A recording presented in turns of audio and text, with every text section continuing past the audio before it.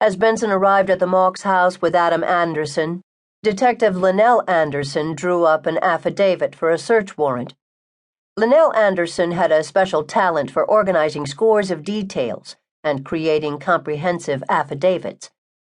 The investigators had many buildings, trailers, mobile homes, and vehicles to search, and they needed the warrants ASAP. At shortly after 2 p.m., the sun was already beginning to lower in the western sky, so while they waited for the warrant, Mary Lou Hanson O'Brien, also a forensic investigator, took photographs of the exterior of the house, while Detective Tom Cady made a video recording as he walked around the house and surrounding area, describing what he saw. Everyone arriving from the sheriff's department was an expert in his or her particular field. The familiar routines they followed helped a little to diffuse their revulsion as they first encountered the crime scene. But only a little. Ed Troyer, a close friend of Ben Benson's who once worked with him when they were both road deputies and in the narcotics unit, has been the sheriff's media liaison for several years. Troyer is the first line of media defense, managing to juggle the people's right to know and the need for secrecy in many investigations. Now, he stationed himself between the investigators and the massive media response as word of a possible multiple murder was picked up from police radio calls. Neither he nor the investigators knew just how bad the situation was, but Troyer told reporters as much as he could. Jeff Freitas had said the house was completely dark at 5 a.m. when he passed it on his way hunting, but now both exterior lights were on. For some reason, Brian Mauch must have turned them on before it got light about 8. As Tom Cady walked around the outside of the house, he noted that all of the windows were securely locked.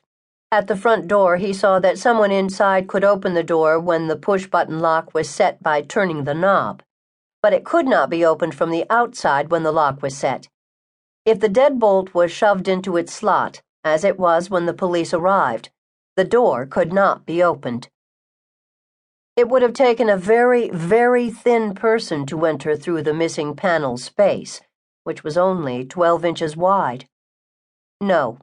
It was more likely that Brian Mauch had heard something on the front porch, flipped on the outside lights, and admitted someone he either believed he could trust or someone pretending to be in distress. Whoever had come to the Mauch's door should never, ever have been let in. The bamboo floor of the dining room, just beyond the front door, was stained scarlet in many spots. These areas had been covered with the blue fleece blanket and matching sheets. Now that Benson was inside, he could see that something heavy had been dragged from the bloodied floor in the dining area, across a section of rug there, and then into the great room, where the television still droned on. Benson moved into the great room, where he carefully removed the blankets covering the bodies. He found a white male, dressed in a gray t-shirt and jeans, wearing a black belt but no socks or shoes.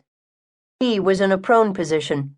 The woman lay on her back, draped crosswise on top of him, over his shoulders. Rigor mortis was apparent. They had been dead for hours. There was so much blood spatter, probably medium velocity, cast-off blood, that it stained the walls red in 2 distinct patterns 8 feet above the floor. The south wall had so much blood on it that it was hard to tell what color it had originally been painted. Criminalists would determine that the killer or killers had swept a broom through the pools of blood on the floor, flinging it up on the wall. The broom had been dropped carelessly in the kitchen, as if whoever tried to sweep up the blood had realized it was a hopeless task.